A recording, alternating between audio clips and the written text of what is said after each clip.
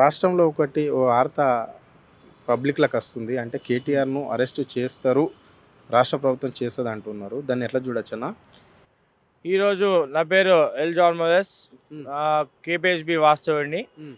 ఈరోజు చూసుకుంటే కేటీఆర్ గారిని చాలా రోజుల నుంచి ఒక టీవీలో వార్తలలో మేము కూడా చూస్తూ ఉన్నాము. హ్మ్. కేటీఆర్ గారిని అరెస్ట్ చేస్తారు, జైల్లో వేస్తారు. కవితలాగా ఒక 6 మంత్స్ 1 ఇయర్ జైల్లో వేస్తారని మేము చాలా వార్తలు వింటున్నాము. ఇది చాలా దుర్మార్గమైన చర్య. అలా చేస్తే మాత్రం ఈ రేవంత్ రెడ్డి ప్రభుత్వానికి కానీ కాంగ్రెస్ ప్రభుత్వానికి కానీ పుట్టగతులు లేకుండా పోతారు. ఎందుకంటే మీరు ఈరోజు చూసుకుంటే యూత్ అందరూ కూడా ఐటీ సెక్టర్ అంతా కూడా ఈ లాస్ట్ 10 ఇయర్స్లో హైదరాబాద్ కానీ తెలంగాణ రాష్ట్రం కానీ ఈ యొక్క ఐటీ సెక్టర్ ఎట్లా డెవలప్ అయింది, ఎన్ని లక్షల ఉద్యోగాలు ఈ యొక్క హైదరాబాద్కి వచ్చినాయో మీరు కూడా పబ్లిక్ అందరూ కూడా చూస్తూ ఉన్నారు. ఇంతకుముందు బెంగళూరు, చెన్నై, కోల్కతా ఇలా ఇతర రాష్ట్రాలకు పోయి జాబులు చేసుకునే పరిస్థితి ఉండేది మన తెలంగాణ చదువుకున్న వాళ్ళకందరూ కూడా విద్యావంతులకి. కానీ ఈరోజు చూసుకుంటే మన ఐటీ సెక్టర్ ఈ 10 ఇయర్స్లో డెవలప్ అయిన సిచ్యువేషన్ చూసుకున్న తర్వాత ఐటీ సెక్టర్ ఇక్కడికి డెవలప్ అయిన తర్వాత ఇతర రాష్ట్రాలు మనం ఎలా అయితే వలసలు వెళ్ళినామో అలా వేరే రాష్ట్రాల నుంచి ఈరోజు బెంగళూరు, ఢిల్లీ, చెన్నై, కోల్కతా ఇటు సైడ్ నుంచి అందరూ కూడా ఇక్కడికి వచ్చి వర్క్ చేసే సిచ్యువేషన్స్ వచ్చినాయి. అంటే ఇంత గ్రాస్టిక్ చేంజ్ ఈ ఒక 10 ఇయర్స్లో జరిగింది. కొన్ని లక్షల మంది ఇతర రాష్ట్రాలకు చెందిన వాళ్ళు ఇక్కడ వచ్చి ఉపాధి పొందుతున్నారు. ఇంత అభివృద్ధి ఐటీ సెక్టర్ కానివ్వండి, నెక్స్ట్ ఈ అండర్ రోడ్ ఐటీ అలానే కానివ్వండి, ఇట్లా ఇన్ఫ్రాస్ట్రక్చర్ కానివ్వండి, ఫ్లైఓవర్స్, అండర్ పాస్ ఇది కానివ్వండి, నెక్స్ట్ డ్రైనేజ్ వ్యవస్థ కానివ్వండి, వాటర్ వ్యవస్థ కానివ్వండి, అంటే మౌలిక సదుపాయాలు అన్నీ కూడా అందించిన విధానం బట్టి ఈ యొక్క గవర్నమెంట్ ఇంత డెవలప్ చేసినందుకు అందరూ కూడా ఇక్కడికి వచ్చి నివాసం పొందుతూ ఇతర రాష్ట్రాలు అందరూ కూడా ఇక్కడ ఇల్లులు కొనుక్కుంటూ ఇక్కడే సెటిల్ అయ్యే పరిస్థితి వచ్చింది. ఈరోజు ఏదైతే జైలు పంపిస్తాము ఆయన చేస్తామంటున్నారో చాలా దారుణమైన ఇది చర్య అండి. మేము అయితే యూత్ అందరి తరపున నేననే కాదు ఎంటైర్ యూత్ అంతా కూడా తెలంగాణ రాష్ట్రం చెందిన యూత్ అందరూ కూడా కేటీఆర్ పక్షాన ఉన్నారు. ఎందుకంటే ఆయన డెవలప్మెంట్ చూసి ఏ పార్టీ అంటే పార్టీస్ ఇది కాదు కానివ్వండి, ఆయన చేసిన డెవలప్మెంట్ బట్టి ఆయనకి అందరూ కూడా మద్దతు పెరుగుతూ ఆయనని సపోర్ట్ చేస్తూ ఉన్నారు. ఇది మేము చాలా వ్యతిరేకిస్తున్నాము. ఒకవేళ అలా ఈ యొక్క ప్రభుత్వం చేసే మటుకు వాళ్ళకి పుట్టగతులు లేకుండా పోతారని చెప్పేసి హెచ్చరిస్తున్నాము.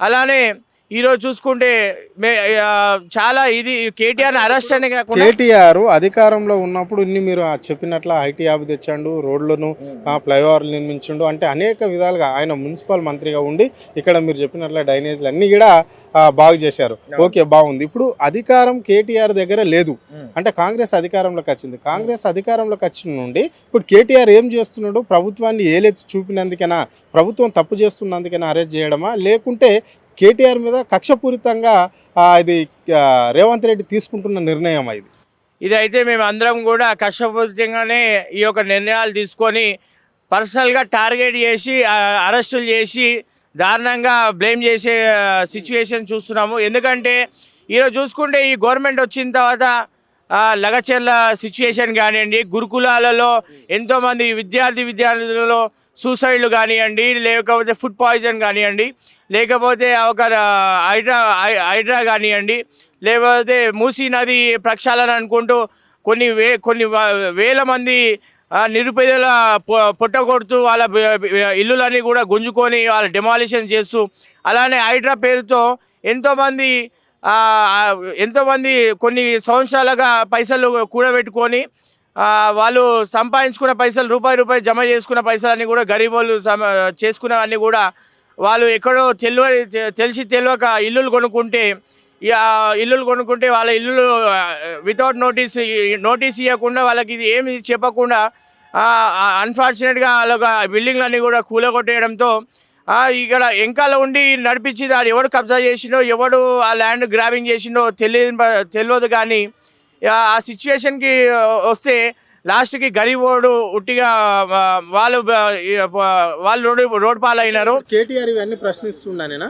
ఇవన్నీ కూడా కేటీఆర్ ఇవన్నీ కూడా సామాన్య ప్రజలు గరీబోల సైడ్ ఉండి ఇవన్నీ ప్రశ్నిస్తూ వాళ్ళ చేసే అన్యాయాన్ని ఎండగడుతున్నాడు. కాబట్టి ఈరోజు పర్సనల్గా కేటీఆర్ని లోపల పంపించి ఒక 6 నెలల్లో సంవత్సరంలో జైల్లో వేస్తే ఇవన్నీ కూడా మేము చేసే అరాచకాలన్నీ కూడా అడ్డుగా ఉన్నాడు. కాబట్టి అన్నీ కూడా అడ్డు తొలగించుకోవడానికి కేటీఆర్ లోపడేస్తే మంచిగా ఉంటుందని చెప్పేసి గొంతు నొక్కే ప్రయత్నం చేస్తున్నారు. ఎస్, గొంతు నొక్కే ప్రయత్నం సీఎం చేస్తున్నాడు. ఇది చాలా దారుణమైన చర్య. మేము ఖబర్దార్ రేవంత్ రెడ్డి ప్రభుత్వం ఇట్లాంటి సిచ్యువేషన్, ఇట్లాంటి డిసిషన్స్ తీసుకుంటే మాత్రం మీరు పుట్టగట్టు లేకుండా పోతారు. రానున్న జిహెచ్ఎంసీ ఎలక్షన్లో మీకు కూడా ఒక ప్రజలే మీకు గుణవాచం చెబుతారు, మీకు రాజకీయ బొంద కడతారు. మీకు ఆల్రెడీ గరీబుల కొట్టి మీరు వాళ్ళ ఉసురు వాళ్ళ కలకలంతా మీరు మీద పోసుకుంటారు. ఆల్రెడీ పేద ప్రజలందరూ కూడా మీ ఫ్యామిలీని, మీ పిల్లల్ని, మీ మనవరాలను ఎట్లా తిడుతారో మీరు కూడా చూసినారు. అది ఇంకా మీ ఫ్యామిలీకి, మీ పర్సనల్ లైఫ్కి కూడా మంచిది కాదు. కాబట్టి మీరు కూడా ఇట్లాంటి చర్యలు కూడా మానుకొని ప్రజలందరికీ మెప్పు పొందే పనులు చేయాలని కోరుకుంటున్నాము.